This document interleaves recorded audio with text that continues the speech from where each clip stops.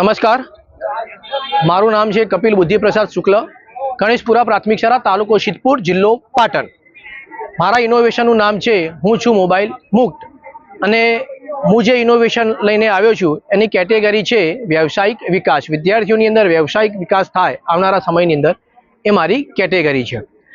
એક અત્યારનો ખૂબ જ મોટો સમસ્યા આપણે કહી શકાય એવો વિષય કે બાળકો અત્યારે મોબાઈલ તરફ ખૂબ વળી રહ્યા છે અને માનનીય આપણા શિક્ષણ મંત્રી દ્વારા પણ એની નોંધ લેવામાં આવી, પ્રફુલભાઈ પાનસેરિયા સાહેબ પણ દ્વારા આની ગંભીર નોંધ લેવામાં આવેલી છે કે અત્યારના વિદ્યાર્થીઓ મોબાઈલ તરફ એટલા બધા પ્રેરિત થયા છે કે જેના કારણે એમની અંદર છુપાયેલી કેટલીક કલાઓ, કેટલીક સ્કિલો જે એમના ધ્યાન ઉપર આવતી નથી। આ બાબતના ધ્યાનમાં રહીને મેં અમારા જે 6 થી 8 ધોરણના વિદ્યાર્થીઓ છે એમનું જે વાલી ગ્રુપ છે એની અંદર એક લિંક મૂકી, લિંક દ્વારા જાણવાનો પ્રયત્ન કર્યો કે ભાઈ કયા બાળકો કેટલા કલાક અને કયા વિષય અંતર્ગત એ મોબાઈલનો ઉપયોગ કરી રહ્યા છે એના ડેટા મારી જોડે કલેક્શન થયા। ડેટા કલેક્શન થયા એના આધારે આ તમામ વિદ્યાર્થીઓની એક મિટિંગ કરી અને મિટિંગના આધારે પ્રત્યેક વિદ્યાર્થીને કયા વિષયની અંદર રસ છે એ જાણવાનો પ્રયત્ન કર્યો અને એ વિદ્યાર્થીઓની નોંધ પણ કરવામાં આવી।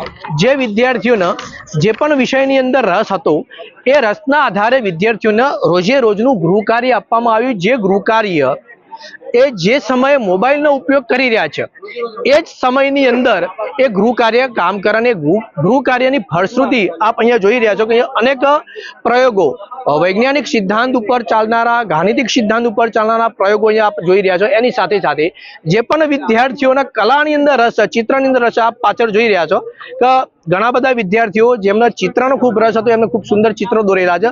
ઘણા બધા વિદ્યાર્થીઓને વેસ્ટમાંથી બેસ્ટ વસ્તુ બનાવવાનો રસ હતો એ તરફ પણ એ પ્રેરાયા છે અને વેસ્ટમાંથી બેસ્ટ વસ્તુ બનાવવાનો પણ પ્રયોગ કર્યો છે। જે વિદ્યાર્થીઓના અંદર વાંચનનો રસ હતો એ વિદ્યાર્થીઓ વાંચન કર્યા પછી બીજા દિવસે એ પુસ્તકમાંથી કંઈક સારાંશ પ્રાપ્ત કરીને અલગ અલગ પ્રકારની રજૂઆત વિદ્યાર્થીઓ દ્વારા કરવામાં આવી, એ પણ તમે અહીંયા જોઈ રહ્યા છો।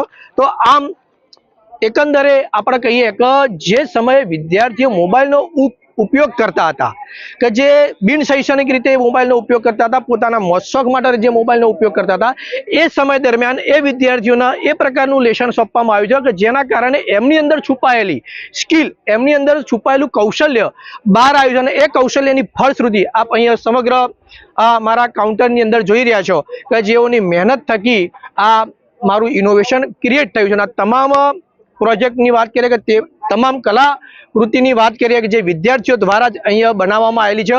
આની અંદર મારું પોતાનું કોઈ એવું પર્સનલ ઇન્વોલ્વમેન્ટ નથી। વિદ્યાર્થી પોતે જાતે મોબાઈલ બાજુમાં મૂકીને હવે ધીમે ધીમે આવી પ્રવૃત્તિઓ તરફ દોરાયા છે અને 80% પરિણામ મને પ્રાપ્ત થયું છે અને 20%ની અંદર કેટલાક વિદ્યાર્થીઓનો મોબાઈલ ઓછો થયો છે, પણ 80% વિદ્યાર્થી એવા આની અંદર મને હવે મળ્યા છે કે જે મોબાઈલ મૂકીને આ તમામ એક્ટિવિટી સાથે સંકળાયેલા છે। જય હિન્દ, જય અસ્તુ, ભારત માતા કી જય।